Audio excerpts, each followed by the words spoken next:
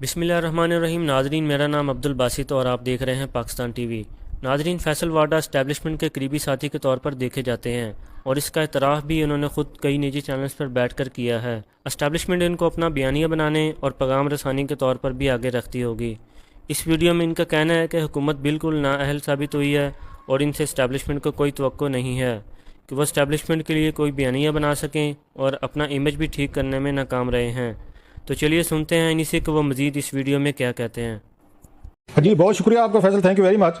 आपको ये एस्टेब्लिशमेंट के करीब समझा जाता है, जो पाकिस्तान के टॉप के बड़े लोग हैं उनके साथ आपका साफ ज़ाहिर है मिलना जुलना भी है और आपने इस बात को हमेशा ओन भी किया है।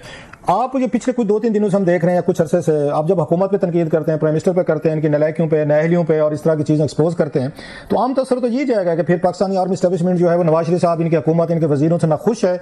लिहाजा जो बातें आप कह रहे हैं तो वो हुकूमत भी यही समझेगी कि अगेन एस्टेब्लिशमेंट की तरफ से आ रही है। ऑलरेडी हुकूमत अंडर प्रेशर है पीटीआई की तरफ से, ऊपर से आप जब हीट उनको देते हैं ज़रा थोड़ा सा वो मजीद मसाइल में आते हैं। तो आपको लगता नहीं है कि आप एक तरह की मैसेजिंग कर रहे हैं अगेन इसको हुकूमत को फ्रॉम एस्टेब्लिशमेंट?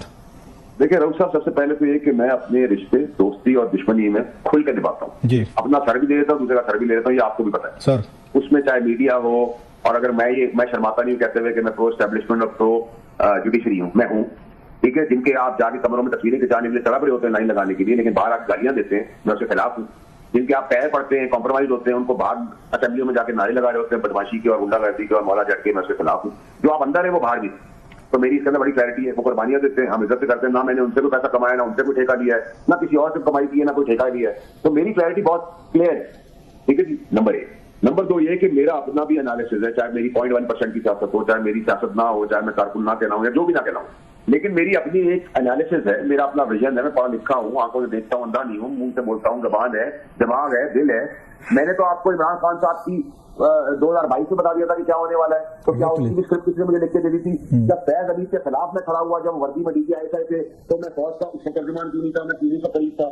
और अगर मैं आज नून लीग की बात कर रहा हूँ, तो अगर नून लीग अपनी हमाकत में मार्केट नहीं कर सकती, अपने पैरों पर खड़ी नहीं हो सकती, सबकी चीजों को मार्केट नहीं कर पा सकती, पीरनी या दूसरा बीवी के नैरेटिव को बारीकी से आग लगा के रियासत और पठानों को आमने सामने खड़ा करने की कोशिश करती है, फौज को पीटीआई के सामने खड़ा करने की कोशिश करती है, तासुर देती है, जबकि वो खुद उसके आमने सामने खड़ी है।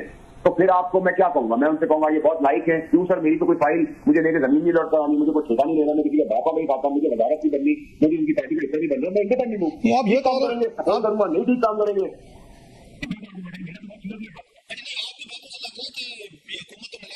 का जानबूझकर ये चाहते हैं पीटीआई और फौज जो एक दूसरे से अंगेज रहे, लड़ते रहे और ये महफूज रहे।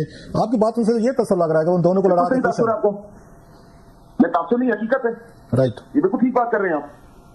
इनको तब तक सूट करता है जब तक ये तासुर पैदा करते हैं कि दोनों आमने-सामने लड़े, तभी तक इनकी पॉलिटिक्स चलेगी। वरना आपको लगता है कि एक्सपायर्ड जनाजे जो हम पॉलिटिकल पार्टियों में लेके चल रहे हैं सारा साल, इन्होंने कोई पाकिस्तान को दिया है? आज महंगाई कम हो गई है, डॉलर नीचे आ गया है, पेट्रोल नीचे है, स्मगलिंग कटेल है, इंटरेस्ट रेट नीचे आ गया है, इन्वेस्टमेंट आ रही है, करंट अकाउंट डेफिसिट बढ़ रहा है, स्टॉक सेल बढ़ रही है, ये दहशतगर्दी खत्म हो रही है, बॉर्डर पे जाने दे रहे हैं, उसे मेरा बाप कर रहे हैं, या ये जमहूरी हुकूमतें कर रही है, या इससे पहले वालों ने किया था, या इनकी शक्लों पे पैसा आ रहा है, या इनसे पहले वालों की है, SIS की है, फौज है। आप आर्मी चीफ को चेहरा बेच रहे हैं, आप उस इदारे को चेहरा बेच रहे हैं जबकि मुल्क पाकिस्तान में पैसा आ रहा है। वरना कौन लगाने को तैयार है? मैं खुद पे बाहर का पैसा बेच के ला रहा हूँ, मुल्क के अंदर किसके जेब पे ला रहा है? कहीं के मुंह पे ला रहा हूँ। अगर मुझे पता हो इंडिया वाले तो इसको मेरे कपड़े भी महफूज नहीं है, ना इससे पहली वाली का ना उससे पहली वाली का आगे आने वाली। अच्छा सर, ये एक बात बताएं, आपकी जो बातें आप कह रहे हैं जो समझ में आने वाली हैं, इसी तरीके से डिफरेंसेस बढ़ते रहे एस्टेब्लिशमेंट में और प्राइम मिनिस्टर ऑफिस में हुकूमत के दरमियान। और आपको पता है हिस्ट्री ऑफ पाकिस्तान में इमरान खान साहब के भी इख्तिलाफात हो गए थे, नवाज शरीफ साहब के भी हो गए थे, और बाकी पार्टी अल्टीमेटली घर जाना पड़ा। तो फिर क्या एस्टेब्लिशमेंट के पास ये प्लान बी होगा कि ये हुकूमत तो अगर अनपॉपुलर है ऑलरेडी है, इसकी क्रेडिबिलिटी के मसाइल हैं, ये उनका नैरेटिव नहीं सेल कर पा रहे, ये डिफेंड नहीं कर पा रहे और फौज के लिए आके मजीद मुश्किल पैदा कर रहे हैं, तो क्या करेगी फिर फौज? इनको हटा कर उनके पास क्या ऑप्शन है? एक बात का जवाब आप और साथ जो आपके हमारी दूसरी एंकर है जी रबिया बता दें कि अगर वजीर आके ये बयान देगा कि भाई नमाज पढ़ने की जगह कंटेनर नहीं है, हमने फेंक दिया, वो मरा नहीं है, तो मैं उसको हार बनाऊं? मैं क्या करूं? मुझे बताएं। अगर आप गरीब आदमी जो काबुल में या शिनवारी होटल में बेटा है, जिसको हम 2018 से जानते हैं, हमें खाना खिलाता है, उसको ID कार्ड लेके इन्वेस्टिगेशन लेके जाएगी। जबकि मैं तारीफ करूंगा पुलिस की कि जैसे ये बात आई उन्होंने इसकी जो इनोसेंट लोगों को छोड़ दिया, मैं उम्मीद करता हूँ सारे भूल जाऊंगे इनोसेंट, लेकिन जहां जो जिस तरह से मुझे आई थी जो वेजर थी वो सब वापस तय से पहुंच गए। तो अगर आप एक तासुब देंगे या तासुब देंगे तो ये तो गलत है ना सर। ये जाग बचा जाग वाला एक और बताएं सर, आप ज्यादा सवाल करके हम आपसे ज्यादा बातें पूछने के इसमें ज्यादा माइंड ना कीजिएगा if I interrupt you sir, के ये जो बातें हैं जो आप कह रहे हैं आपको समझ आ रही हैं, लोगों को भी आ रही है, क्या एस्टेब्लिशमेंट ने ये बातें हैं, आर्मी चीफ ने या डीजीआई ने ये बातें उन्होंने प्राइम मिनिस्टर साहब से भी की है, या सिंपली अगेन वो समझते हैं कि आपका कह देना काफी है, मैसेजिंग ये उनको हो गया तो आपस की मुलाकात में भी गुफ्तगू होती है सर?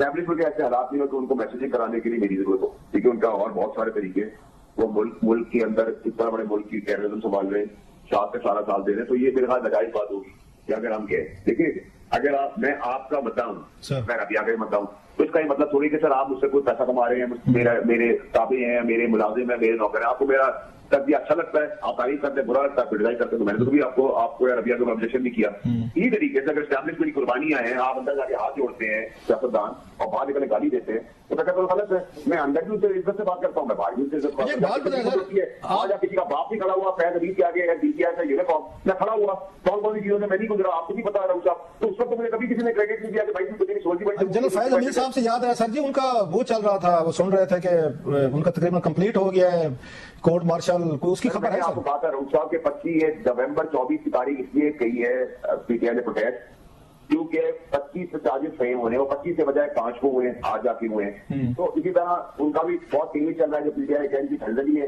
वो हिसाब से होंगे ना, उनको जल्दी आ जाएगी। आपको मैं 25 कहता हूँ, 5 तारीख को आया तो डेट ना अगर पकड़े।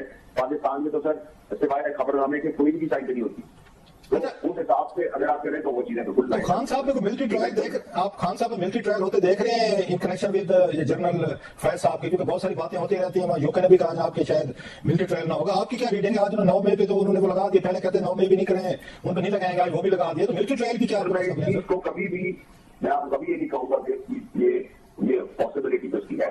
अच्छा, इसकी पॉसिबिलिटी ना होना जो है वो पेपर के ऊपर नहीं, बहुत ज्यादा पॉसिबिलिटी इसकी, और इसको हमें बड़ा सीरियसली रहती है। इसी केस में सारा मसीह की खबर याद रखे, आप ये भी याद रखे मुल्क की हिस्ट्री, ये मुल्क में ऐवान से फांसी के फंदे पे चढ़ा दिया और अब देर से ऐवान से बिठाया पुलिस ने, तो ये तारा मसीह और ये दो जो मैंने आपको मिसालें दी है इसको बहुत बारीकी से